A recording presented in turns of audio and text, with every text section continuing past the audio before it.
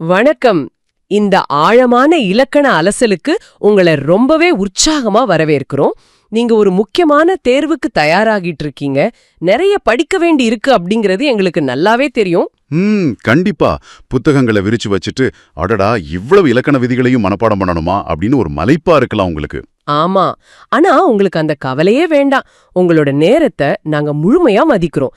அதனாலதான் இந்த உரையாடல ஒரு திறன்மிகு கையேடு, அதாவது காதால் கேட்டு மனசுல அப்படி பதிய வச்சுக்கக்கூடிய ஒரு ஆடியோ ஹேண்ட் அவுட் மாதிரி நாங்க வடிவமைச்சிருக்கோம். இன்னைக்கு நாம ஆய்வு செய்ய போகும் தகவல் 6ஆம் வகுப்பு தமிழ் இலக்கணத்துல இருக்கிற எழுத்துக்களின் வகைகள். குறிப்பா முதல் எழுத்தும் சார்பெழுத்தும் அப்புறம் ஆயுதம் பத்தி பார்க்க போறோம். கூடவே இதையெல்லாம் சுலபமா ஞாபகம் வச்சுக்க சில யுக்திகளையும் சொல்ல போறோம். கடைசியா நீங்களே உங்களை சோதிச்சுக்கிற மாதிரி ஒரு அதிரடியான அதிவேக கேள்வி பதில் பகுதியும் இருக்கு. சூப்பர். சரி, முதல்ல இந்த இலக்கணத்தோட அடித்தளத்தை உடைச்சு பார்ப்போம். தமிழ் எழுத்துக்கள் 2 வகைப்படும் அப்படின்னு படிச்சிருப்போம். அதுல ஒன்னு முதல் எழுத்துக்கள். இந்த முதல் எழுத்துக்கள்னா என்ன? ஏன் 30 எழுத்துக்களை மட்டும் அப்படி சொல்றாங்க? இலக்கணத்தை பொறுத்த வரைக்கும் அதோட பேர்லயே காரணமும் ஒளிஞ்சிருக்கும். தமிழ் எழுத்துக்களை பொறுத்த வரைக்கும் நாம முதல்ல கவனிக்க வேண்டியது அந்த 30 எழுத்துக்களை தான். அதாவது அந்த 12 உயிரெழுத்துகளும் 18 மெய்யெழுத்துகளுமா? எக்ஸாக்ட்லி. உயிரெழுத்துக்கள் 12, மெய் எழுத்துக்கள் 18. இது ரெண்டையும் கூட்டினா வர்ற 30 எழுத்துக்கள் தான் முதல் எழுத்துக்கள்.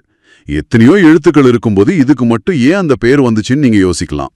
ஏன்னா மத்த எல்லா எழுத்துக்களும் தோன்றுவதற்கும் இயங்குவதற்கும் இதுதான் முதற் காரணம்.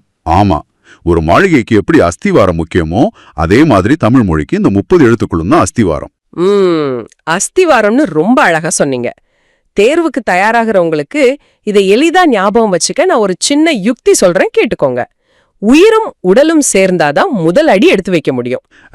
இது நல்லா இருக்கு. ஆமா, இங்கே உயிர் அப்படிங்கிறது 12 உயிரெழுத்துக்களை குறிக்குது. உடல் அப்படிங்கிறது மெய், அதாவது 18 மெய் எழுத்துக்கள். இது ரெண்டும் சேர்ந்தா வர்ற 30 எழுத்துக்கள் தான் முதல் அடி, அதாவது முதல் எழுத்துக்கள். உயிரும் மெய்யும் சேர்ந்தால்தான் மொழி இயங்கும். இத புரிஞ்சுக்கிட்டாலே நாம அடுத்த கட்டத்துக்கு ஈஸியா போயிடலாம். அடுத்தது அந்த சார்பு எழுத்துக்கள் தானே. முதல் எழுத்துக்கள் அஸ்திவாரம்னா இந்த சார்பு எழுத்துக்கள் அந்த அஸ்திவாரத்தின் மேல கட்டப்படுற சுவர்கள்னு சொல்லலாமா? கண்டிப்பா அப்படி சொல்லலாம். முதல் எழுத்துக்களாகிய உயிரையும் மெய்யையும் சார்ந்து வர்ற எழுத்துக்கள் தான் சார்பு எழுத்துக்கள். இந்த முதல் எழுத்துக்கள் இல்லாம இதால தனித்து உருவாகவோ இயங்கவோ முடியாது. அப்போ எப்போதுமே முதல் எழுத்துக்களோட துணையை நம்பிதான் இது இருக்கும். உண்மைதான். இலக்கண குறிப்புகளின்படி பாத்தீங்கன்னா இந்த சார்பு எழுத்துக்கள் மொத்தம் 10 வகைப்படும். அந்த 10 வகைகள் என்னன்னு நான் ஒரு முறை வரிசையா பட்டியலிடுறேன், நீங்க கேட்டுக்கோங்க. தாராளமா சொல்லுங்க.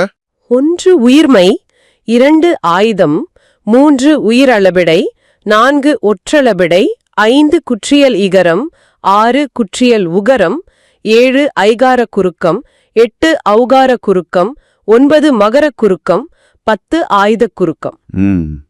இதை இப்படி வரிசையா கேட்கும்போது தேர்வுக்கு படிக்கும்போது கொஞ்சம் சவாலா இருக்கும். இதை சுலபமா ஞாபகம் வச்சுக்க ஏதாவது வழி இருக்கா? நிச்சயமா இருக்கு. இத 10 தனித்தனி பெயர்களா மனப்பாடம் பண்ணாம ஜோடி ஜோடியா பிரிச்சு படிங்க. அதான் யுக்தி. முதலாவது அடிப்படை ஜோடி. இதுல உயிர்மை ஆயுதம் அடங்கும். அடிப்படை ஜோடி, ஓகே. ரெண்டாவது அளபெடை ஜோடி. இதுல பெயர்லயே அளபெடைன்னு இருக்கிற உயிரளபெடை ஒற்றளபெடை அடங்கும். மூணாவது குற்றியல் ஜோடி. குற்றியலிகரம் குற்றியலுகரம். அப்போ மீதி 4ம் குறுக்கங்களா? சரியா பிடிச்சிங்க. மீதமுள்ள 4ம் அளவுகளில் குறைந்து ஒலிக்கும் குறுக்கங்கள். ஐகார அவுகார மகர அப்புறம் ஆயுத குறுக்கங்கள். அடிப்படை ஜோடி, அளபெடை ஜோடி, குற்றியல் ஜோடி, அப்புறம் 4 குறுக்கங்கள். இது ரொம்ப ஈஸியா இருக்கே. சரி, இந்த சார்பு எழுத்துகள்ல முதல் வகையான உயிர்மை எழுத்தை எடுத்துப்போம். பெயர்லயே உயிரும் இருக்கு மெய்யும் இருக்கு. இது எப்படி உருவாகுது? இது தேர்வுக்கு ரொம்ப ரொம்ப முக்கியமான பகுதி. நல்லா கவனிங்க. மெய் எழுத்துக்களும் உயிர் எழுத்துக்களும் ஒண்ணுக்கொன்னு சேர்றதாலதான் இந்த உயிர்மை எழுத்துக்கள் தோன்றுது. ஆனா இதுல 3 முக்கியமான நுட்பங்கள் இருக்கு. முதல்ல அதோட ஒலி வடிவம், அதாவது சத்தம். ஒரு உயிர்மெய் எழுத்தை உச்சரிக்கும் போது வெளிப்படும் சத்தம் மெய்யும் உயிரும் சேர்ந்ததாகவே இருக்கும். இங்கதான் நிறைய பேருக்கு குழப்பம் வரும்னு நினைக்கிறேன். அதோட வரி வடிவம், அதாவது உருவம் எத மாதிரி இருக்கும், ஒலிக்கும் கால அளவு எத மாதிரி இருக்கும்னு குழம்பிடக்கூடாது. ஆமா, அதை தெளிவா சொல்லிடலாம். உயிர்மெய் எழுத்தோட வரி வடிவம் பாக்குறதுக்கு மெய்யெழுத்த ஒத்திருக்கும்.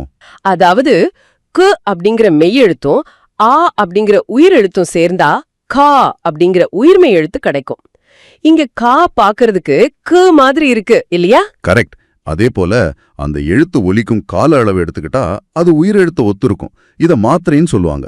ஓ, அப்போ ஒரு உயிர்மெய் எழுத்தை எவ்ளோ நேரம் ஒலிக்கணும் அப்படிங்கறத அதோட சேர்ந்திருக்கும் உயிரெழுத்து தான் முடிவு பண்ணுதா?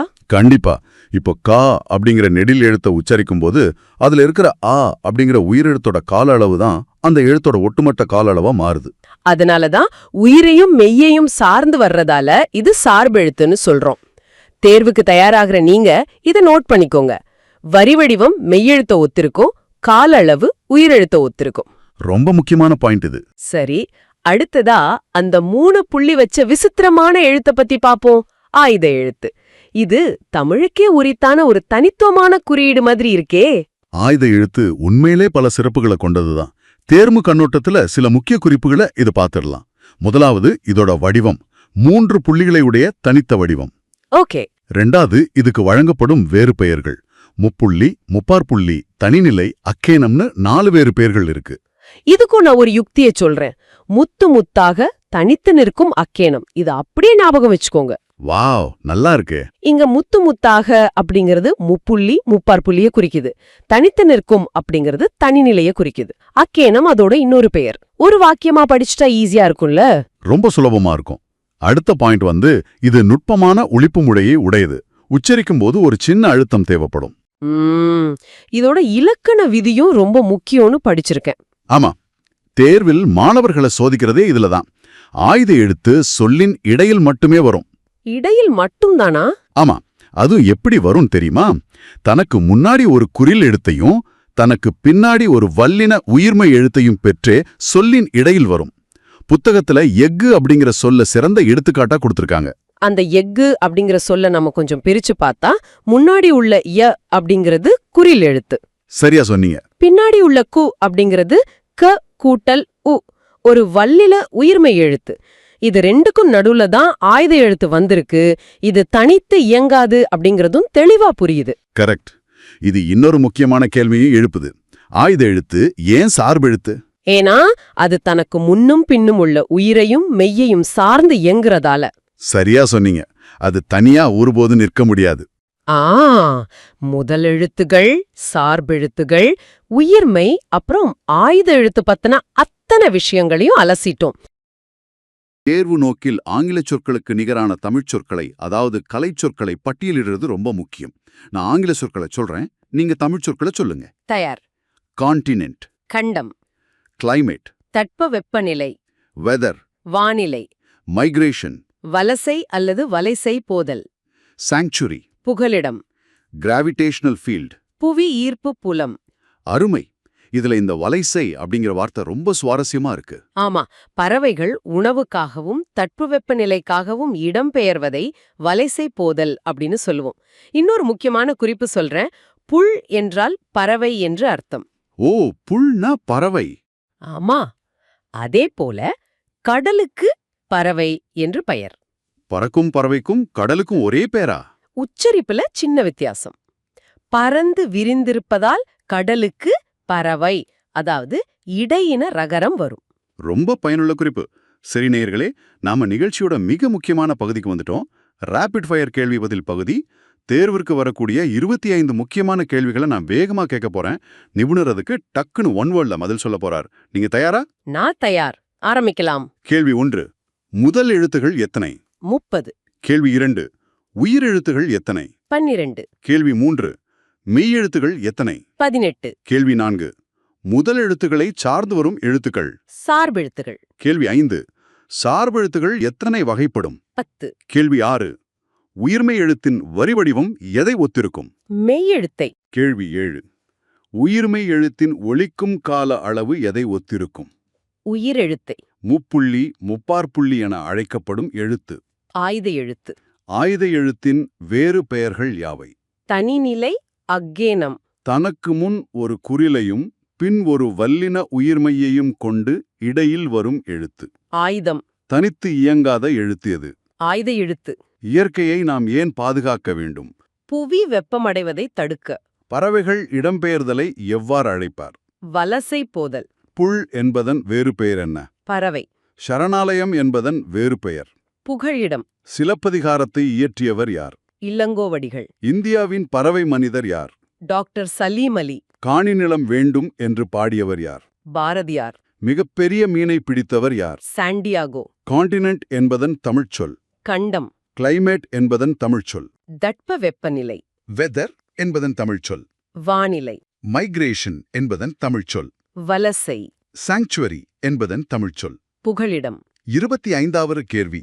கிராவிடேஷனல் ஃபீல்டு என்பதன் தமிழ்ச்சொல்? புவி ஈர்ப்பு புலம். சிறப்பான பதில்கள். சுவர்கள் வரை எல்லாம் ரெடி.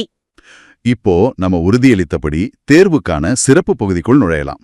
ஆமா, அதிவேற கேள்வி பதில் பகுதி. Rapid fire round. புத்தக குறிப்புகளை மட்டுமே வச்சு பல்வேறு கோணங்கள்ல சரியா 40 கேள்விகளை நாங்க இங்க கேட்க போறோம். நீங்க எக்ஸாம் ஹால்ல இருக்கிறதா கற்பனை செஞ்சுக்கோங்க. நீங்களும் சேர்ந்து இந்த பயிற்சிக்குள்ள போலாம். நீங்க தயாரா? நான் கேள்விய கேப்பேன், நிப்புணர் டக்குன்னு பதில் சொல்வார். நீங்களும் மனசுக்குள்ள விடைய சொல்லி பாருங்க. முதல் 10 கேள்விகள் பேசிக் தான். இதோ முதல் கேள்வி. தமிழ் எழுத்துக்கள் எத்தனை வகைப்படும்? 2 வகைப்படும். அடுத்த கேள்வி, அந்த 2 வகைகள் என்னென்ன? முதல் எழுத்துகள், சார்பெழுத்துகள். சூப்பர். முதல் எழுத்துகளில் அடங்கும் உயிரெழுத்துகள் எத்தனை? 12. மெய் எழுத்துகள் எத்தனை? 18. அப்போ முதல் எழுத்துக்களின் மொத்த எண்ணிக்கை எவ்வளவு? 30. பிற எழுத்துகள் தோன்றுவதற்கும் இயங்குவதற்கும் முதற்காரணமாக இருப்பவை எவை? முதல் எழுத்துகள் தான். முதல் எழுத்துக்களை சார்ந்து வரும் எழுத்துகள் எப்படி அழைக்கப்படுது? சார்பெழுத்துகள். சரி, சார்பெழுத்துகள் எத்தனை வகைப்படும்? 10 வகைப்படும். அந்த 10 வகைகள்ல முதல் வகை என்ன? உயிர்மை. 2வது வகை ஆயுதம். அருமை. முதல் 10 கேள்விகளை ரொம்ப ஈஸியா முடிச்சிட்டோம். ஒரு வார்ம் அப் மாதிரி இருந்தது. இப்போ சார்பெழுத்துகளோட வகைகள், அந்த ஜோடி யுத்திகளை வச்சு அடுத்த 10 கேள்விகளுக்கு போலாம். கேளுங்க. 11வது கேள்வி. அளபெடைகள் எத்தனை வகையாக பிரிக்கப்பட்டிருக்கு? உயிரளபடை, ஒற்றளபடை என 2 வகை. குற்றியல் ஜோடிகள்னு நாம சொல்ற அந்த 2 வகைகள் என்ன? குற்றியல் லிகரம், குற்றியல் உகரம். சார்பெழுத்துகள்ல குறுக்கங்கள் மொத்தம் எத்தனை வகைப்படும்? 4 வகைப்படும். அந்த 4 குறுக்கங்கள் என்னென்ன? ஐகார குறுக்கம், அவுகார குறுக்கம், மகர குறுக்கம், அப்புறம் ஆயுத குறுக்கம். மெய் எழுத்துகளும் உயிரெழுத்துகளும் ஒன்றுடன் ஒன்று சேர்வதால் தோன்றுபவை எவை? உயிர்மெய் எழுத்துகள். உயிர்மெய் எழுத்தின் ஒளி வடிவம் எதைச் சேர்ந்ததாக இருக்கும்? மெய்யும் உயிரும் சேர்ந்ததாக இருக்கும். அப்போ உயிர்மெய் எழுத்தின் வரி வடிவம் எதனை ஒத்திருக்கும்? மெய்யெழுத்தை ஒத்திருக்கும். உயிர்மெய் எழுத்து ஒலிக்கும் கால அளவு, அதாவது மாத்திரை, எதனை ஒத்திருக்கும்? அது உயிரெழுத்தை ஒத்திருக்கும். முதல் எழுத்துக்களை சார்ந்து வருவதால் உயிர்மெய் எழுத்து எவ்வகை எழுத்துகளில் அடங்கும்? சார்பெழுத்து வகையுள் அடங்கும். 3 புள்ளிகளை உடைய தனித்த வடிவம் பெற்ற எழுத்து எது? ஆயுத எழுத்து. மிகச்சிறப்பு. சரியா பாதி கணற்று தாண்டிட்டோம். இப்போ ஆயுத எழுத்தின் விதிகள், சிறப்பு பெயர்களை பத்தின கேள்விகள் ரெடியா? தாராளமா கேட்கலாம். ஆயுத எழுத்திற்கு வழங்கப்படும் வேறு பெயர்கள் எத்தனை? 4 வேறு பெயர்கள் உண்டு. முப்புள்ளி என்று அழைக்கப்படுவது எந்த எழுத்து? ஆயுத எழுத்து. முப்பார் புள்ளி என்பது எந்த எழுத்தை குறிக்கிறது? ஆயுத எழுத்துதான். தனிநிலை என்று கூறப்படும் எழுத்து எது? ஆயுத எழுத்து. அக்கேனம் என்று கூறப்படும் எழுத்து? அதுவும் ஆயுத எழுத்துதான். நுட்பமான ஒலிப்பு முறையை உடைய எழுத்து எது? ஆயுத எழுத்து. ஆயுத எழுத்து சொல்லில் எந்த இடத்தில் மட்டுமே வரும்? சொல்லின் இடையில் மட்டுமே வரும். ஆயுத எழுத்திற்கு முன் எவ்வகை எழுத்து வரும்? ஒரு குறில் எழுத்து வரும். ஆயுத எழுத்திற்கு பின் எவ்வகை எழுத்து வரும்? ஒரு வல்லின உயிர்மெய் எழுத்து வரும். தனக்கு முன் ஒரு குறிலும் பின் ஒரு வல்லின உயிர்மெய்யும் பெற்று இடையில் மட்டுமே வரும் எழுத்து எது? அது ஆயுத எழுத்து. அருமை. இறுதி பகுதிக்கு வந்துட்டோம். இந்த கடைசி 10 கேள்விகளும் புத்தக பயிற்சியில் உள்ள எடுத்துக்காட்டுகளை வச்சு அமைக்கப்பட்டவை. 31வது கேள்வி. தனித்து இயங்காத எழுத்து எது? ஆயுத எழுத்து. ஆயுத எழுத்து எதனை சார்ந்து இயங்கும்? முதல் எழுத்துகளாகிய உயிரையும் மெய்யையும் சார்ந்து இயங்கும். முதல் எழுத்துக்களை சார்ந்து இயங்குவதால் ஆயுத எழுத்து எந்த எழுத்து வகையை சார்ந்தது?